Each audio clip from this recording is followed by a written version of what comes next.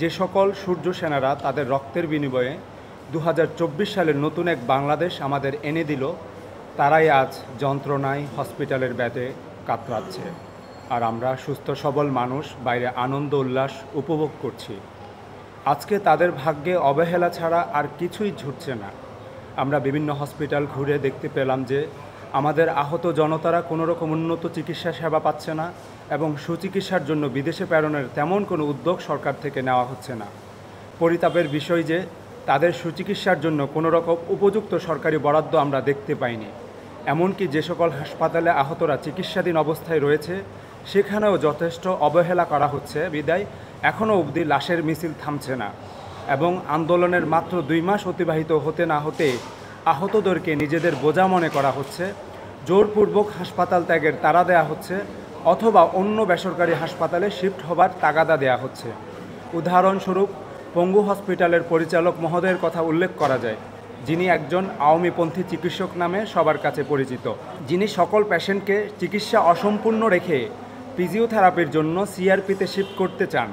পরবর্তীতে আমাদের আন্দোলনের মুখে তিনি সেই সিদ্ধান্ত থেকে পিছু হটেন। এছাড়াও রোগীদের কোনো মিডিয়ায় মুখোমুখি হতে দেওয়া হয় না। বিদেশি চিকিৎসক দল বা বিভিন্ন এনজিওর লোকজনের সাথে শুধুমাত্র প্রায় সুস্থ হয়ে ওঠা রোগীদের সাথেই দেখা করানো হয়।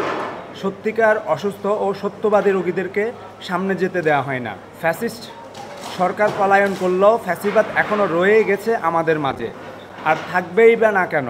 স্বয়ং স্বাস্থ্য সচিব তো আওয়ামী লীগ হতে সুবিধাপ্রাপ্ত এবং আওয়ামী সমর্থিত।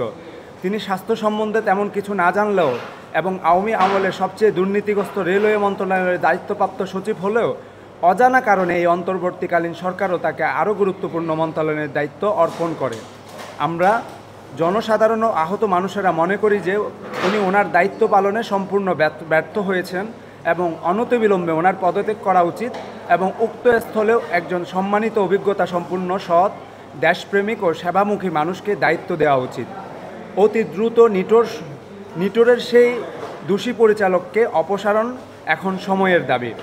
সমস্যা সমাধানে কার্যকরী 3টি পদক্ষেপ। 1 নাম্বার, রাষ্ট্রীয় বাজেট বা কোষাগার হতে অসুস্থ ছাত্র জনতার সুচিকিৎসার জন্য প্রথম মাসে 1000 কোটি টাকা থোক বরাদ্দ দান।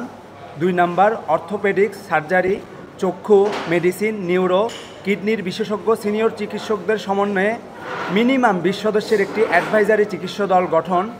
অনতিবিলম্বে সাময়িক সময়ের জন্য এই আহত জনতাকে বিভিন্ন সেবা প্রদানের জন্য স্বাস্থ্য, স্বরাষ্ট্র, পররাষ্ট্র, অর্থ মন্ত্রণালয়ের সমন্বয়ে একটি সরকারি কোঅর্ডিনেশন দফতর খোলা হোক, যেখান থেকে তাদের জন্য বিদেশে সুচিকিৎসার জন্য প্রেরণার্থে পাসপোর্ট, এনআইডি, জন্ম নিবন্ধন, বিভিন্ন ডকুমেন্টারি ও ফিনান্সিয়াল সাপোর্ট সহ অন্যান্য বিষয় সহায়তা প্রদান করা হবে।